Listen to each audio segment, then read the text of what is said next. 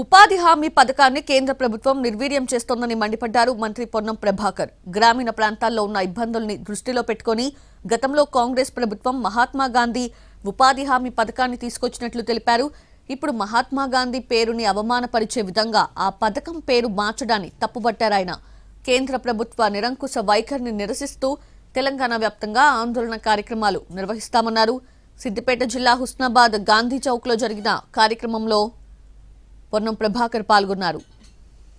ఇవాళ మహాత్మా గాంధీ పేరు మీద ఆనాడు సోనియా గాంధీ గారు, మన్మోహన్ సింగ్ గారు యూపీఏ ప్రభుత్వంలో కరువుతోటి విలవిలలాడుతుంటే, ఉపాధి లేక వలసలు పోతుంటే ఉపాధి హామీ మహాత్మా గాంధీ గారి పేరు మీద గ్రామాల్లో పనులు చేసుకునే అవకాశం ఇస్తే అటువంటి మహాత్మా గాంధీ పథకానికి తూట్లు పొడుస్తూ ఈ ప్రభుత్వం మతం పేరు మీద మనను ఒక నాయకులను అవమానపరిచే ప్రయత్నం చేస్తూ ఉంది.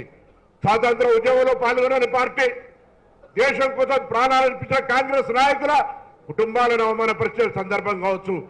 జాతిపిత మహాత్మా గాంధీ ఇలా స్వతంత్రం కోసం పోరాడితే ఆయనను చంపిన గాడ్సేను ఆరాధించు ఇలా గాంధీ గారి పేరు తీస్తున్నటువంటి ఉపాధి హామీ పథకం కింద ప్రతి గ్రామంలో గాంధీ గారి ఫోటో పెట్టి కేంద్ర ప్రభుత్వ వైఖరికి నిరసనగా రేపు మొత్తం తెలంగాణ జిల్లాల్లో అన్ని మన కరీంనగర్ లోక్సభ